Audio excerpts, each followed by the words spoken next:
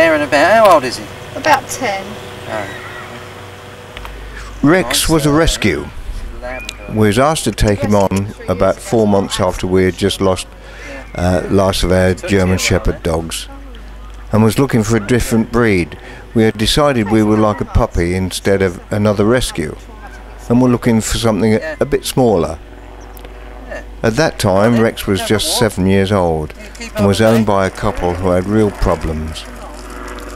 The wife had a stroke about 6 years before and was in a wheelchair and was unable to speak or do anything about the house.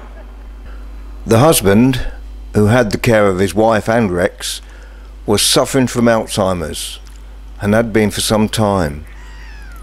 Rex had been looking after himself for about 4 years by going into the town and shoplifting.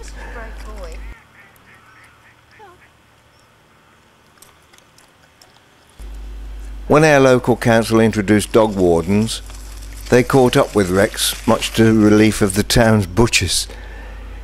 It appears that the couple, unable to look after Rex, were letting him look after himself. He would spend the day doing as he liked and would come home in the evening to sleep in the concrete coal bunker.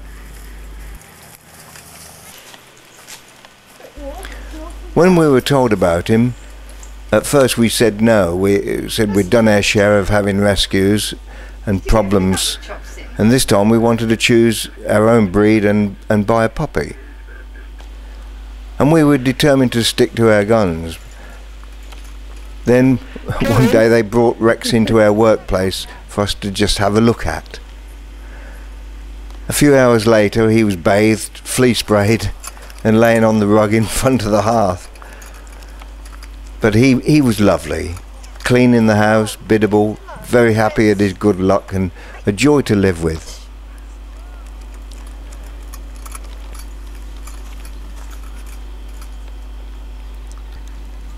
It was difficult to get him to eat from a bowl. He seemed to think it was human food and not for him, whereas dustbins were fair game.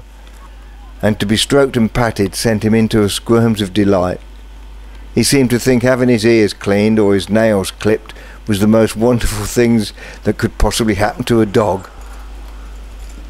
Having spent many years trying to sort maladjusted, nervous, badly bred German Shepherds, it was a joy to have such a super dog that was just so pleased to find people who liked his company.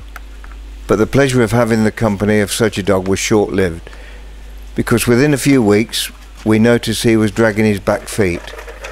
The vet said it was a degeneration of the spinal cords and that there was nothing that could be done. Well, we couldn't believe that just when this dog's life had come back worth living, it was terrible, and we was going to have to put an end to it.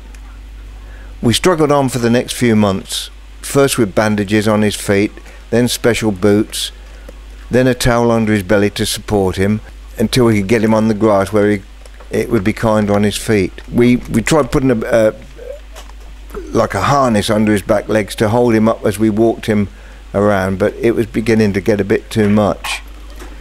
Then someone told us about a canine cart, and we looked into this. It was in America, and we decided that yeah, he deserved a bit more, than we could perhaps do something about this. So we wrote to the firm in America for the details.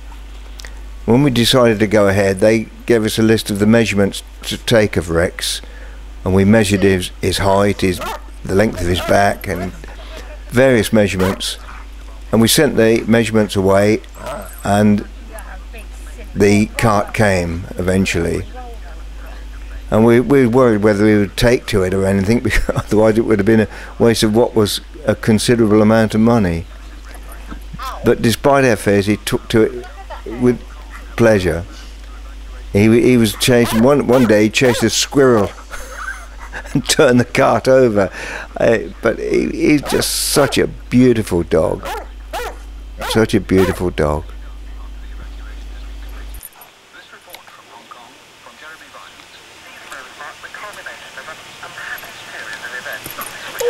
These two things.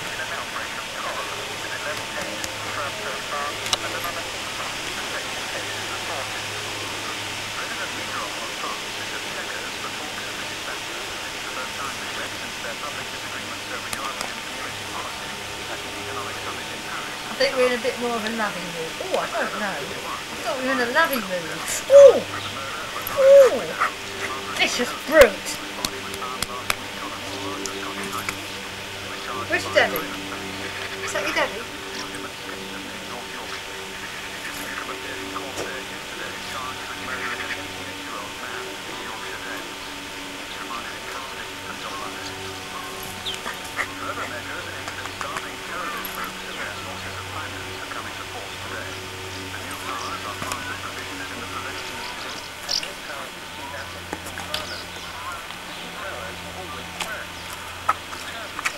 What I need my sunglasses for.